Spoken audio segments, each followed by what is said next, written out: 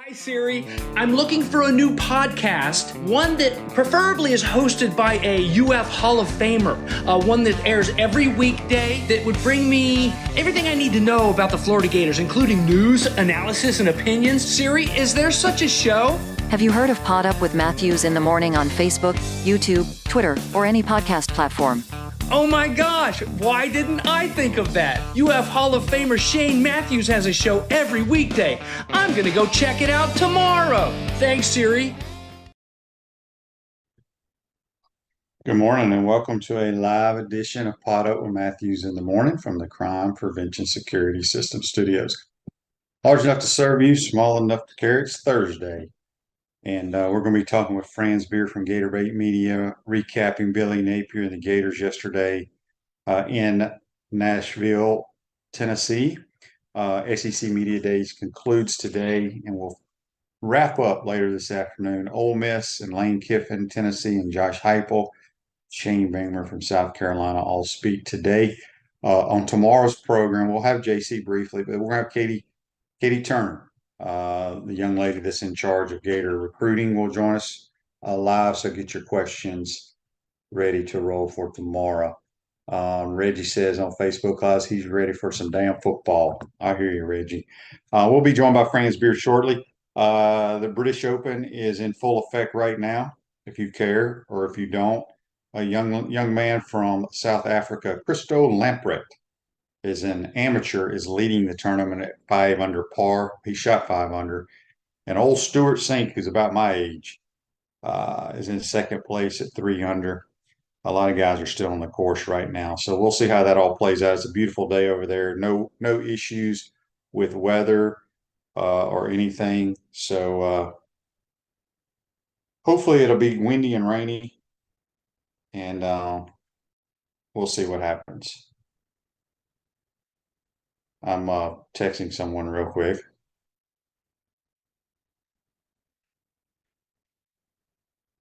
All right, we're back. Nat says, morning, Shane and Brent. Brent will not be on today. Brent's coming on tomorrow. Brent is still in Nashville, taking care of the Southeastern Conference. Jimmy says he loved the interview with Kerwin Bell. Kerwin's a good dude, one of my best friends. Reggie asked, what did JC shoot yesterday? I have no idea. I've not spoken with him. We'll find out tomorrow. He'll probably lie anyway. Buck on Facebook Live, brought to you by Mel Law, says, go Gators. I love the quiet confidence from Blue Chip Billy yesterday. I'm growing more optimistic by the day. I think we'll surprise a lot of folks this season. Yeah, we'll talk to friends about it. Look, there's no better coach I've ever seen or been around that handles the media as well as Billy Napier. He knows exactly what he's talking about. But I'm telling you, people, the players they brought in, as he spoke, have a lot of experience, a lot of starts. Now, sometimes that doesn't mean a whole lot, but you can't substitute experience. And there's still a quarterback competition because everybody wants to talk about the quarterback. But Graham Mertz is a damn good football player, and people will find out. People will find out. Like Billy said, he was extremely highly recruited coming out of high school. I don't know why he went to Wisconsin. He's accurate. He's mobile. And he's extremely intelligent when it comes to football. So got good players around them. I keep telling you, hang your hat on the evaluation process of Billy Napier and all those people he hired. The best players on the Florida Gators last year, even though it wasn't a successful season, but the guys that produced and the best players, Billy Napier was responsible for bringing them here. So there you have that. John says, interesting listening to Pete Thamel yesterday talking about the expansion. He said the ACC would be more interested in North Carolina schools and the Virginia schools rather than Clemson and FSU. They want to expand their media market. Also, academically, those other two schools have more to bring to the table than Clemson and FSU. So Buck says Wisconsin held him back based on, oh, Lord, Wisconsin's offense under Paul Chryst. Now, they won a lot of football games, even when Barry Alvarez was there. But they're so far behind when it comes to football stuff. So, an offense, that is. Greg says he ran 33 miles per hour. Yes, he did, something along those lines, whatever that means. As I said, the British Open is full force right now. I want to thank David Steele for our introduction for today's program as we wait on Franz Beard to join us. Reggie says Billy's way too calculated and detailed. I just don't know how his mentality will allow him to fail. Yeah, he's sharp, man. He's sharp and just a good human being, and he knows what he's doing. It still just baffles me. I'm telling you right now, when JC and I do our predictions, the Gators are going to come in second in the East behind Georgia. And I will argue anybody's point they want. I don't care what happened last year. It's just like I don't care what Tennessee did last year. I don't care South Carolina won 8 games. I've seen South Carolina. They ain't very good, people. They're not very good. So Joseph says the SEC will now penalize all conference schools for doing the horns down sign when playing Texas. I'm starting to feel like, buddy, SEC is catering to. Well, I believe if you read it correctly, it's if you actually do it in somebody's face. I think you can still do the horns down as long as you're not doing it, directing it at that opponent. It's just like the Gator chomp. They have no problem with guys doing the Gator chomp, whether it's our players or another team, as long as you don't sack the quarterback and stand over him and do the Gator chomp. That's the way I read it. I could be wrong. Somebody's going to have to correct me if not. Greg says they asked Billy about giving up the play calling. I think I spoke about this on my program yesterday. Maybe it was another one I was on. I firmly, wholeheartedly believe in not giving up play calling. That's what got him the head coaching job at the University of Florida. I don't care what people say, Hugh Freeze giving up the play call. I don't buy it one bit. He may have the title, whoever their OC is. Hugh Freeze is going to call the damn plays at Auburn. That's what got him out of high school to go to Ole Miss, had success, and that's what got him back to Auburn, is him calling the plays. Now, Jimbo, I think Jimbo will still be taught, but Jimbo has a guy that is a legitimate, one of the best play callers I've ever seen in Bobby Petrino. So that's a different scenario. But Billy just giving some guy on the staff, whoever has our OC title, letting them call plays would be moronic. So Billy Napier ain't giving up the play calling. And I hope he doesn't give up the play calling, because that's what got him here to be the Florida Gators coach. So it's no different than, could y'all imagine Coach Spurrier giving up play calling? He did it for like one game. He let Bubba, I think, call him in South Carolina. And that didn't work out too well. I got a text on the Titan MR text line. Oh, JC is checking in with the program. He's listening on his day off. And the Titan MR text line is 352-353-7465. JC shot 82 yesterday. 82. All right. I don't know where Franz is. I think he overslept. Let me text him right now and see what's going on. He told me he'd be on.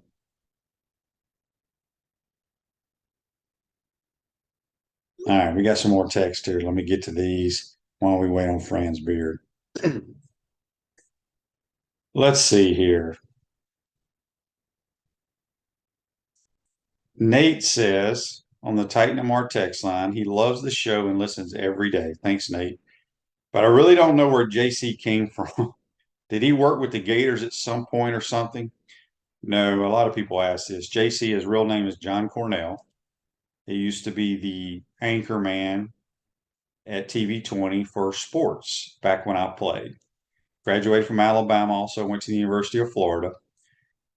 Was not making enough money at TV 20 to survive. Got into the financial field, but loves sports. So just enjoys chatting and giving his opinion. But he did not work for the Gators. Jeremy says, we flipped that FSU recruit. Yeah, we did. That was 2 days ago. He says, how many flips do you think we'll see before the National Letter of Intent Day? Oh, you guys are going to be going back and forth. That's just part of the deal. Junior on the Titan MR text line says, this time of the year is so dead in sports. Do you think the XFL should move to the summer? They would have more of the landscape to themselves. I mean, I have no problem where they play in the spring, early spring, and then the USFL takes over. You got Canadian football going on right now. I'll watch Canadian ball every now and then. It's entertaining. John on Facebook Live says, Bud Elliott from 24/7 Sports said, if Florida goes 8-4 2023, that program will take off like a rocket ship. Yes. Look, Billy is laying the foundation. And what I wanted to talk to Franz, and we hope Franz joins us. He texted me like 3 times last night, said he was coming on. The one of the interviews I saw Billy doing individually with some gentleman up in Nashville. I just saw a clip of it. I thought it was very interesting what came out of Billy's mouth. They were talking about last year, and he said, he got hired kind of late in the process, and all the players that he and his staff were recruiting, they had zero relationship. So it's almost like they're a year and a half behind in recruiting when he took over, because usually, a lot of times when a coach gets hired, there's some kind of they're usually recruiting maybe some of the same type of players, but he was not recruiting the same type of players at Louisiana. So he just said that put them behind the 8 ball in year one. And they're trying to catch up, and they're doing a hell of a job. It depends on what recruiting service you look at. They're definitely in the top 5, usually in the top 3. So imagine if the Florida Gators put together a successful season, win a lot of football games. It's only going to enhance that recruiting, and I think it's going to be outstanding. All right, so we got another text on the Titan More text line. I'm going to have Zach call. If I can pull up Fran's number here. Franz is usually on time. He's running late, so he would be fine if he was in the National Football League right now. Y'all know that? All right, I'm going to have I got to send this to Zach. Oh, hang on, folks. This is live radio. Live radio. All right, Zach, I'm sending you his number. Call him. All right, on the Titan and More text line, if I can find it. I got to multitask, man. It's hard to do all this. This is from Daryl.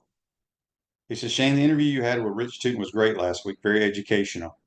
Yeah, I wish we had more time. Coach Tootin kind of rambled at times on all the products that he had back in the day, and now you see people using it. He missed out on, oh boy, he went straight to voicemail. So, okay. All right. So y'all are stuck with me for the time being. Greg says, Shane, did you and JC stay in touch the whole time after your career at Florida, and did you reunite just for this podcast? Good question, Greg. Well, I always lived in Gainesville when I played pro ball. I would live in my city for the 4 months, and then as soon as the last game, could be the day of the game, or the last meeting the next day, I hauled ass and came back to Gainesville. I never lived in my city that I played in. JC's always been from here. So I would see him around town or whatever, playing golf or what have you. So yeah, I guess we stayed in touch, not as much as we do now. All right. So yeah, we're going to have JC log in. I got a bunch of texts here for JC. So JC, since you're listening to the program, you ain't got a damn thing to do, log in and we'll have you. Nat says JC and QB were on the radio together. Yeah, we did a radio show back in the day, probably 10, 12 years ago as well. Silverback Concrete is a family-led team of heavy concrete specialists that build commercial structures with unrivaled quality. Silverback Concrete, you stand on it, we stand by it. We're going to have JC join us. He's going to get overtime pay. Overtime pay, JC, since you ain't got nothing to do. So, JC, you shot 82 yesterday? Man, it was so hard. Those punch greens are terrible. I cannot putt on slow greens. It's terrible. And, I had 2 triple bogeys that ruined me. You putt on slow greens every day. Well, yeah, good point. But I'm not good when you have to power the ball to the hole. I'm not good, and I admit it. And 2 triple bogeys doomed my score. I had 2 birdies, probably could have made 6. Missed all those other birdie putts, just sucked.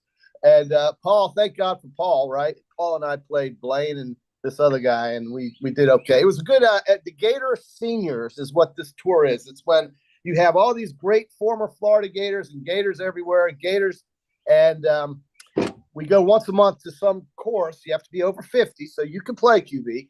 And and then, but we play it from the up tees, and you know what, QB, it is easier, but I hit it in places that I didn't know were even there, and because of how close we were, it was difficult.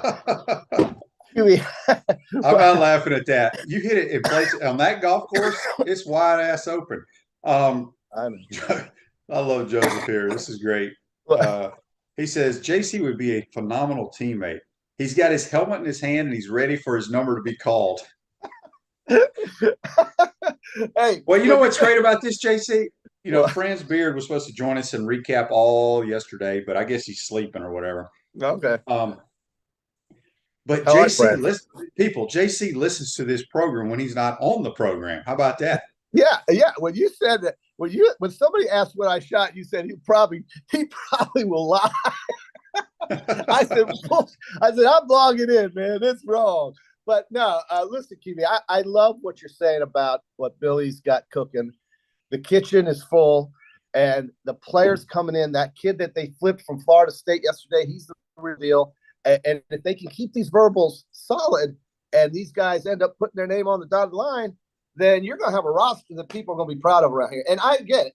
That guy, I was the guy that told you about that dude that picked Florida 6. It is just like the folks out in Vegas with the over under 5.5. If you have any money at all, if you have any money sitting around the house, sitting in the teapot, in the kitchen, whatever you got in your Folgers coffee can that's buried in the backyard. Yeah, whatever you got, in your wife's pillowcase, whatever it is, take it and go over 5.5 if you like money. Now, if you don't like money, then bet the under. But I'm telling you right now, bet that over 5.5. That is the most ridiculous total I've ever seen Florida get. And this thing about finishing 6th. Now, well, here's my theory of why the national people think that. And I think I told you this. It's because Florida in the last 2 years has gone 6-7. But I said last year, if they won 7 games, I thought it would be a remarkable year because of the talent. And they probably should have. But again, you lost a quarterback who went 4th in the NFL draft. So people think that that's going to hinder your football team. And it's not, people. I'm telling you. Folks were forgetting, too, that you can't get any worse than they were on defense. You cannot be worse. They're going to be better on the defensive side, QB. I mean, you've been preaching about and harping about the front 7 for 2 damn years. Are you telling me for 3 years in a row this school is not going to have a better defense than what they presented in the last 2 years? There's no way in hell that they're going to be as bad efficiently. Their defensive efficiency is going to be as bad as it was last year. There's no way. I don't know if you saw any of Billy's interviews, but I think Billy is the best college football coach I've ever seen speaking to the media. I mean, he knows the answer to your question before you even ask it pretty much, but he always has a good answer. But John quoted here what he said. I don't remember what interview it was. Billy says, they don't know what I know. And talking about his team. And well, I mean, Billy don't really talk. He doesn't ever really talk that confident. And I'm telling you, they're very excited about the quarterback. I'm just going to tell you that. And that's fine. Listen, he wouldn't have had this kid if he didn't think there was potential, and he wouldn't have brought him in and offered him to come here if he didn't think that the kid could get done the things that he wants to do. You got to remember, Billy's offense is Billy's offense. He's got to find that guy that can conform to what he's trying to do. Just like when Spurrier was trying to find a quarterback in the year of our Lord 1990, and he didn't know. Great point. Yeah, I mean, he didn't know who the hell was quarterback the Gators. We had to go to the Gator Bowl in Jacksonville to find out who that guy would be because nobody knew. And then he found a guy that figured it out and conformed to exactly. It's like there were 2 brains on the table. And here's the thing. Here's the thing, and Coach will tell you this, that many big money bull Gators were blowing his phone up going, what in the hell are you doing? Yeah. I watched it. I did the highlights of that game at TV 20, and I had the video rolling on the satellite dish, and there's some dude named Shane Matthews running up and down the field throwing balls, and I looked over and I told Jim Abbott. I asked Jim Abbott, my a weekend reporter. I said, "Do you know who that is? Who is that?" Jim Abbott. I hadn't heard that name in a long Jim time. Abbott. Yeah. He goes, "No, Kyle Morris was, it's Kyle Morris. Kyle Morris." I said, "No, this guy played in the Mississippi with Kyle Morris." And the rest is history, man. We went on and on and on. And that year of 1990, the way they used to punish teams for NCAA issues and hurt the people that were not involved was so criminal back in those days. And you guys won the SEC. It said best in the SEC right there in the stadium. They should have put SEC champions in there, but for some reason, Jeremy didn't want to do that. But you guys were the SEC winners. You won the SEC because you had the best record. That's usually what dictates who wins the SEC. Then you go to Alabama. You play the Crimson Tide, all right? No chance in hell you're going to win. You're 2 touchdown underdogs, and you threw a ball to Ernie Mills, and there he goes, for 100 yards. You remember that play? You remember? It should have been 99 yards, but the turf monster got it. JC, did the Cardinals win last night? No, but as I what T-shirt do you have on? This is the 2020 team, the greatest offense in NCAA history, Alabama. But I'll tell you that the play that you hit Ernie on. Well, no. So why are we talking about me? Well, nobody cares about me. All right, no, forget it. You're right. The Cardinals. Listen, when I got the call from the bullpen this morning, I had to run over, get my glove, get my hat, and get on the remember those little baseball cars that they would drive them into from the bullpen with the hat? Yeah, so I played for the Cardinals this morning, and here I am. You're Bob Gibson. Yes, I'm Bob Gibson. I'm Adam Wainwright right now, buddy. So, David says on Facebook, I brought you mail along. If UCF can win a natty, we were definitely the SEC champs. Yeah, there's no doubt. 90 was a great year. 90 was a good year for the Gators, man. They shot. So JC, have you watched any British Open? The weather's too nice. Yeah, and that's what we talked about. Is that course has no defense. No defense. You've got some no name up there at 500 QB. He's an amateur. Right. You wait till the big hitters. Wait till the big hitters get up there and start. Well, Jordan Spieth is tied for second now at 3 under par. You know what I was thinking this morning when I was watching a little bit of the golf? I was thinking, okay, if I grew up over in Scotland or England or whatever, and as much as people know I love golf, you love golf.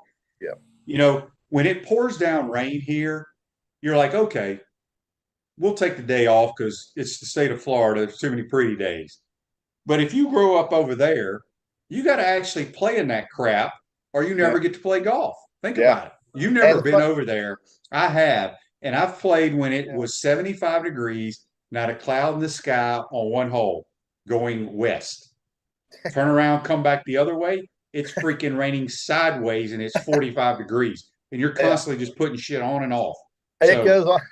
I mean, could you imagine having to do that? Like, okay, our tee time, you got 2 groups of guys going out on a Friday afternoon and we're teeing off at noon and you're having lunch and now it's beautiful. You go out there and you tee off on the first. I mean, I just couldn't imagine having to do that my entire life. For a trip, it's okay. Yeah, for a trip, it's okay for a trip. But, QB, the other thing is a lot of times they just walk, right? There's a lot of times they don't use golf carts over there. And that's another thing you got to put into consideration. Nobody walks after the age of 40.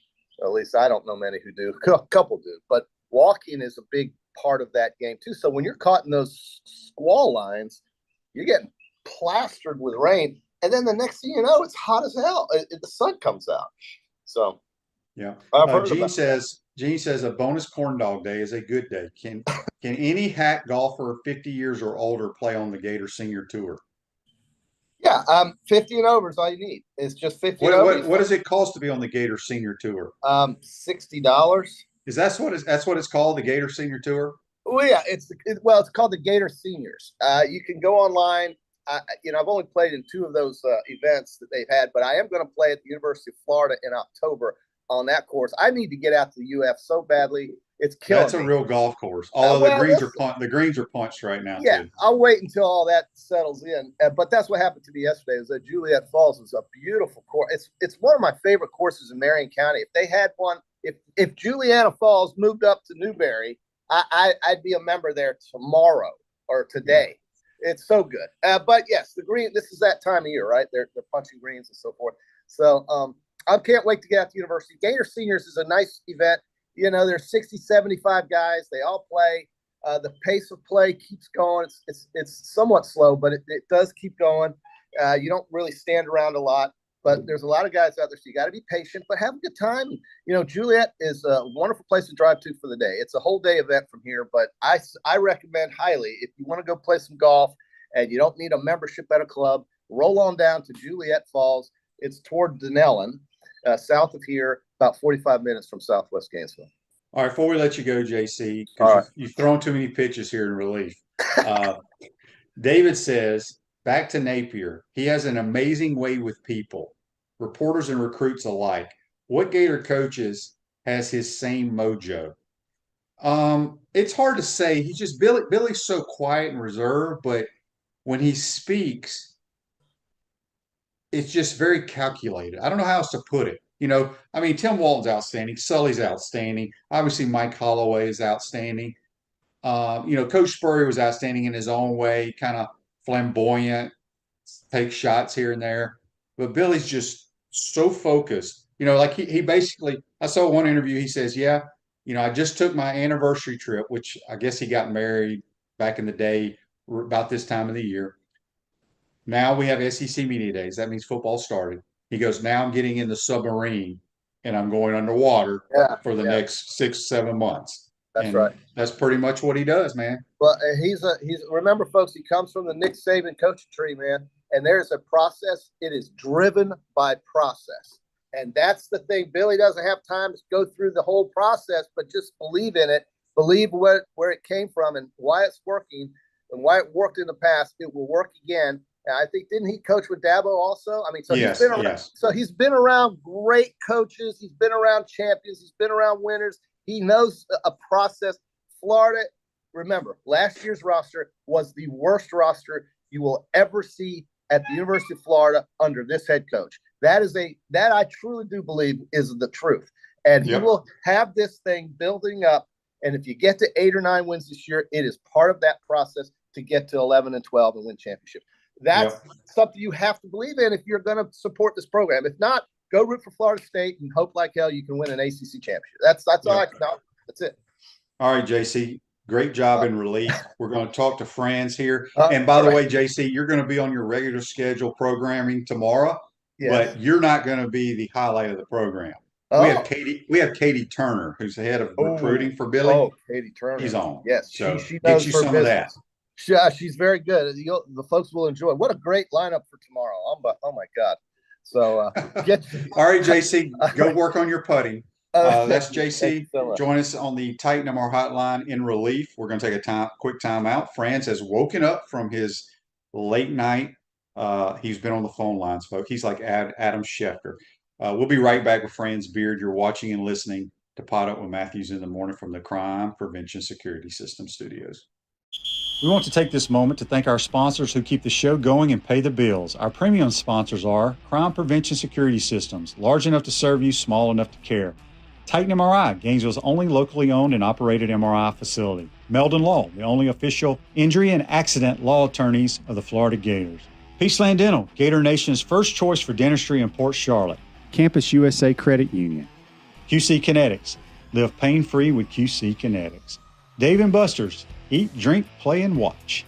Our gridiron sponsors are Auto ER, UF Bookstores, Celebration Point Town Center, Silverback Concrete Co., Rue's Ogre State Farm Insurance, Doreen Wibby, Realtor Caldwell Banker, MM Parish.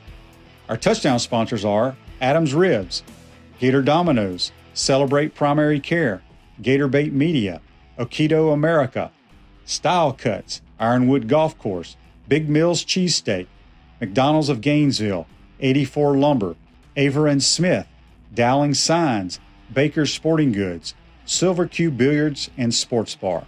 If you're interested in promoting your business on the show, call Freddie at 352-284-3733. If you like what we're doing here, make sure to follow us and support the businesses that support us. Hi there, this is Head Ball Coach Steve Spurrier, and I'm here with my wife Jerry and our good friend Sherry Houston, the Executive Director of the Ronald McDonald House Charities of North Central Florida. We're thrilled to announce that the 2-year anniversary of our restaurant, Spurrier's Gridiron Grill, is coming up on August 14th.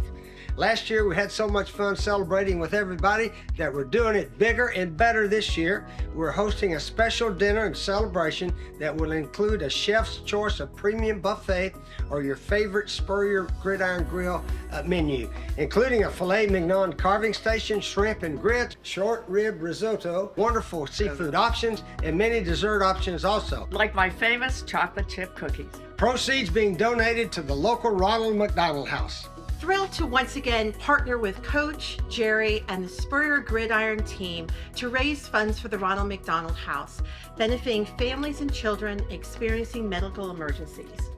Spurrier's Gridiron Grill would be donating 11% of all of our money from food and 66% of drink sales to the Ronald McDonald House. Go to spurriers.com right now and reserve a ticket before they sell out. We'll have wonderful food, special guests, and a limited edition of the second year anniversary collector's coins, as well as prizes like a dinner with me and Jerry. We couldn't have become one of the busiest and most successful restaurants in the Southeast without your support. So we want to celebrate with the most important people of our team, and that's you. I want to celebrate with some of those cookies. Do you have any of those? Sure do. Right here for you. Oh, thank you.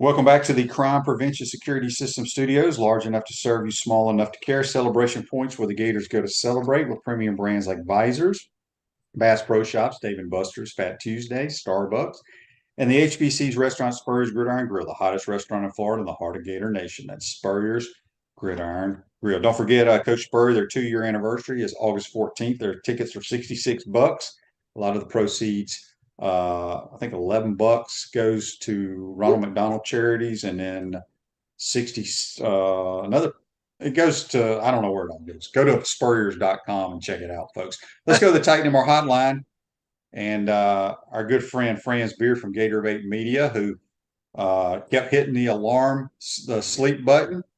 Good morning, Franz. How you doing, my man? Fine. It's amazing what happens when you hit the right button instead of the snooze. That's very, very true. Franz, before we get into the SEC talk, we just got a text on the Titan MR text line from our good listener, Alan, up in Atlanta, Georgia. He says, I'm generally convinced that Billy has been deliberately understated to lower expectations for the last 18 months.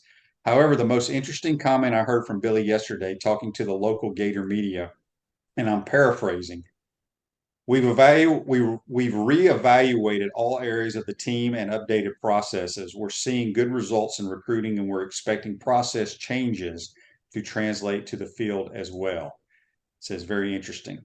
He's very calculated. Let's start with him. How you think it went yesterday?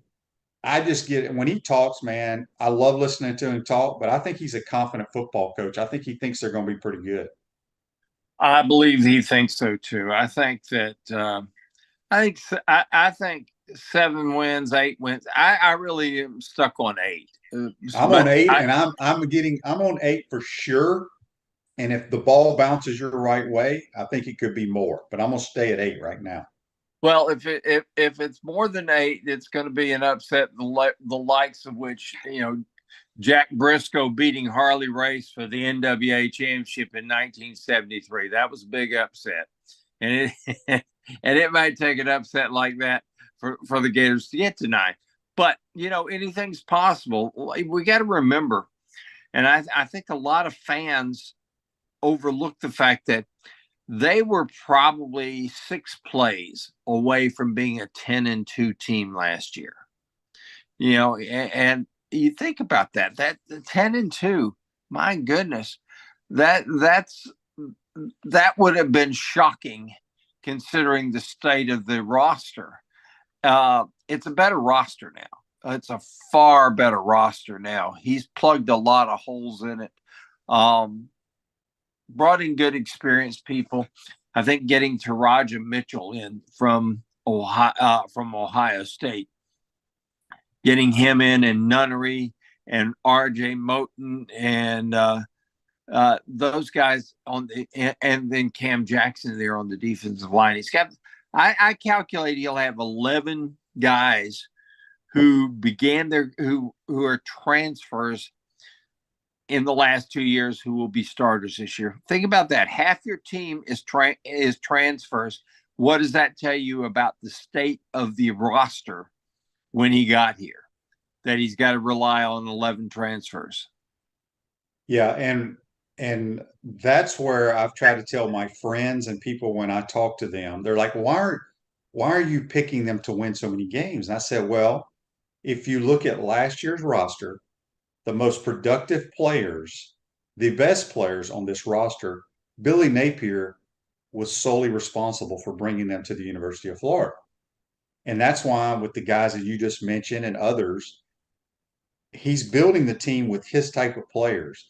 And I firmly believe you said if they have a few upsets, the only two teams in my mind, and maybe I'm a moron, that would be considered upsets would be if they beat LSU or Georgia. I think they're going to beat Tennessee. I am not a big believer in Tennessee. And it's because they lost a lot of good players and they lost their quarterback. I'm not a believer in Joe Milton. You're not going to convince me that Joe Milton's going to be a good player. And I don't think Florida State's very good. I watched them on tape. I watched them in person. I still don't think they're a very good football team. Now, they're going to end up second in the ACC, probably behind Clemson. But those would be the two upsets. Yeah. We just had a Facebook Live here. I wanted to Greg says, and referring to you said that we're a few plays away from being 10-2 or whatever. He goes, we were also 6 plays from being 3-9. Oh, that's true. But Yeah. that's true. That's true of any season by just about any team. You take, Georgia, the last couple of years probably being an exception to that rule. But it's like last year. Everybody talks about how the great season Tennessee had.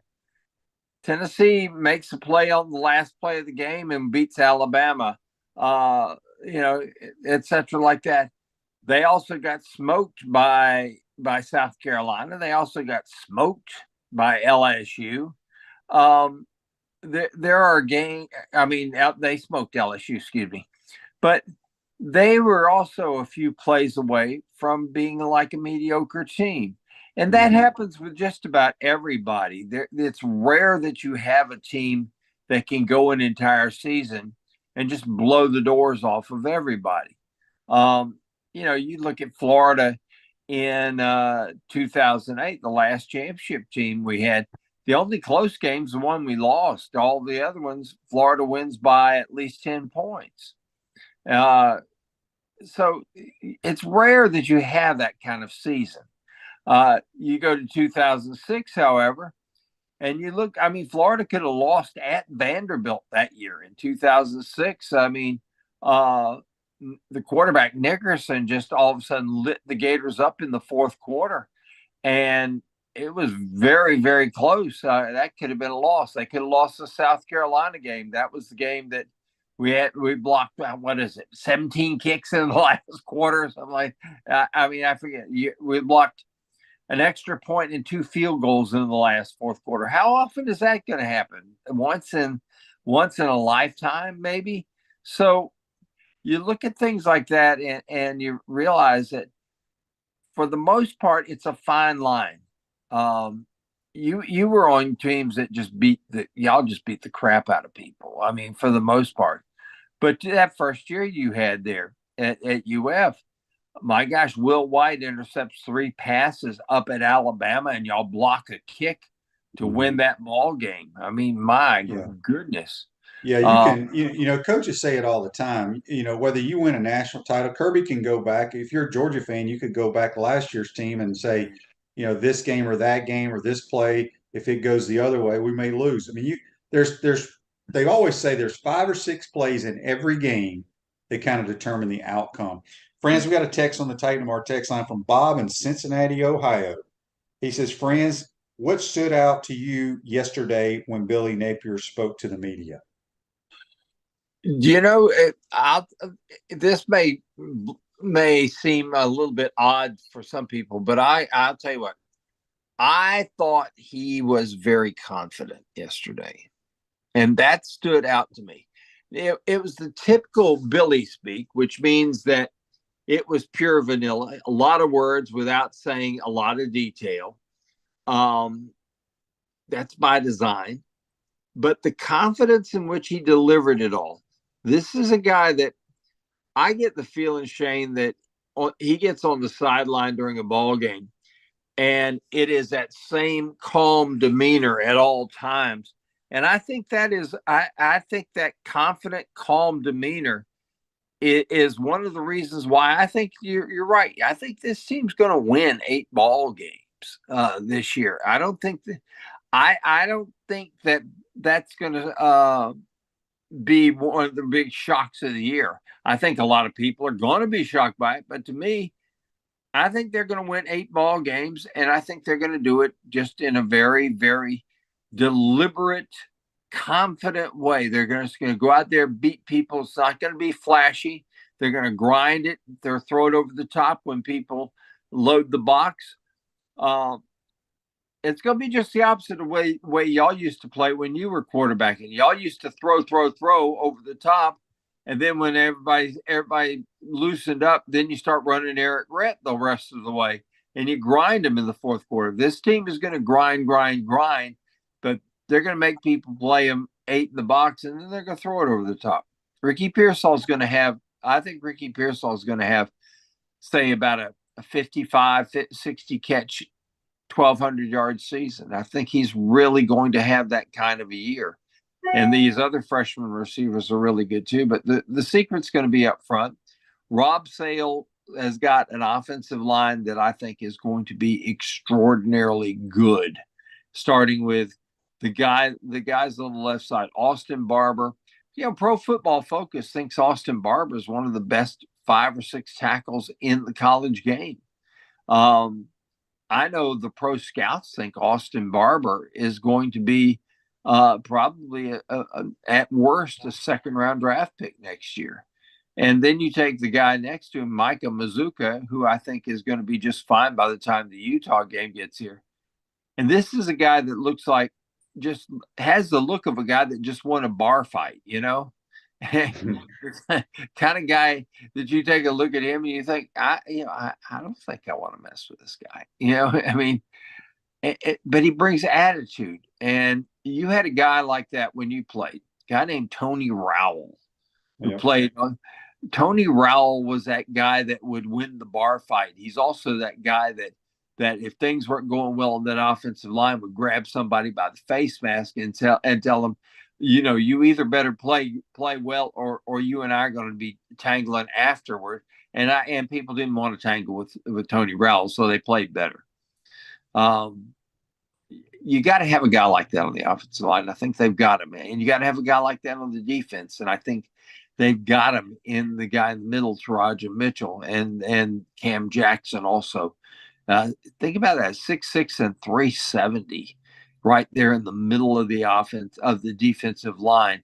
Guys like that are unbelievable. Did you see, by the way, that Connor O'Gara from Saturday Down South picked Desmond Watson on his all SEC team? I did not see that. See, Des to me, I think he's a really good athlete for the size he is, but he cannot be on the field very long. It's a detriment to the team, in my opinion. But, we'll see. Real quick, Ruse Ogre State Farm Office is a team of dedicated insurance professionals ready to help life go right with the right insurance options for you and your family. Visitogreinsurance.com. Give them a call at 352-240-1779. Speaking with Iron Duke, Franz Beard from Gator Bait Media on the Titan MR hotline. We got a lot of some Facebook Lives here I need to get to real quick. John says, Doring said yesterday that Arkansas is the best QB running back duo in the country. I can't think of a better one. Can you come up with anyone better? That's KJ Jefferson and Rocket Sanders, who's a phenomenal tailback. I mean, that's a solid duo who's produced in the Southeastern Conference. I'd have to sit here and think about it. Jackson Dart and Quinshawn. Bad. No, that's not bad either.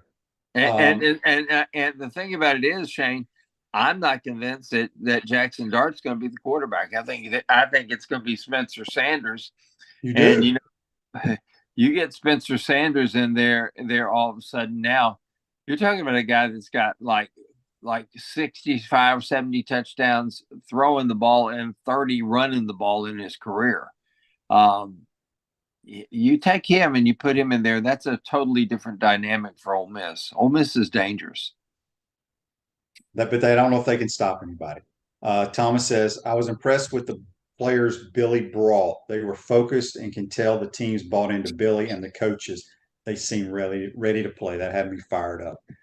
Yeah, he does. He and his staff, I've been over there a couple of times in the last month, and just the presence of those players, the way they greet you, the way they talk, is pretty impressive. So they do so many great things that the general public doesn't get to see, like the off the field stuff. Most fans, all they care about is the wins and the losses.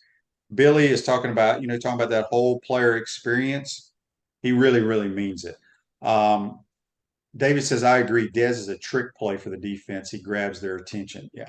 All right, Franz, my biggest question to you, and I've been harping on this, and I'm sure you've heard me talk about it. The last 3 or 4 years, we've been so bad on defense, and it's due to our front seven, in my opinion. Everybody for a while bitched about our secondary. I think we've had really good secondary play. Maybe not at the safety position, but I loved our corners. I think Jason Marshall Jr. went last year. I was like, this dude is an NFL guy. And then, of course, I'd have people go, well, he just got beat for a touchdown. I'm like, that happens. That happens. But the front seven is the key. Yes. Please tell me, because I'm a firm believer that this front seven is going to be much, much improved. Well, you start at that guy at nose tackle, and you've got to have a guy that at nose tackle that is going to require 2 people blocking him at least. You take Florida 2006 when they win the national championship game. In that national championship game, Stephen Harris, playing the nose, almost had 3 sacks just by knocking the center back into the quarterback. I mean, they got to the quarterback 5 times, but it was almost 3 other sacks because Stephen Harris kept knocking people back. They were, by the end of the first quarter, they were running 2-man routes, and that's it, because they had to keep the tight end in. They had to keep the backs in to try to block that front. It's particularly steep because of Stephen Harris. What he did freed the other guys up. This is what Cam Jackson is going to do for this team. You got a guy that has to have at least 2 people blocking him, sometimes 3. If he lines up straight over the nose, which I think is what they're going to do, you can't depend on him to go one way or the other. So you're really going to have to commit 3 people to him. If he has any kind of season at all, it's going to change the dynamic of the defense. And you back him up with a guy like Mitchell, who's 6'2", 245, and just an absolute beast. Looks like he could have taken on Harley Race and Jack Briscoe by himself. In fact. And you throw in a guy like Manny Nunnery. Shamar James is 230 pounds now, and he looks like he is, ready to have a statue carved of him. He's that impressive physically. But you get these guys like that. Caleb Banks on the outside. You're talking about now a guy that's 6'7" and 325 pounds who can run. Oh, that's a good-looking front line. Then Princely, I'm not even going to try to pronounce his last name because I can't ever get it right. Princely's going to be over there on that left side. Justice Boone, who I think is going to have a big year. But I'll tell you a guy that I like over on that left side that I think is going to be surprising to people, and that's a guy named Jack Pyburn. They brought him over in Jacksonville. And he came here, he was a skinny 234, 235. He's about 255, 260 now, looking ripped, and a guy that just has this incredible motor. And you get guys like that in there. Florida's going to be a much, much better looking team in that front seven this year. They're going to have physical guys capable of playing. And last few years, that's been missing. There's physical guys that you just know are going to pick up running backs and throw them down. And you got to have guys like that. Yeah, Jack Fireburn. He's the kind of guy. I've got some really good friends that are offensive linemen. They offensive linemen, those great the Will Andersons of the world. They struggle blocking them. There's no question. But the guys that they hate are those high motor, play hard every damn play type of guys. That's what linemen hate to play against. Because even the great ones, as you know, Franz, they'll take a play off here or there. But those kind of undersized, maybe not as talented or skilled guys that play every play like it's their last play, those are the ones that offensive linemen hate Oh yeah. to play against.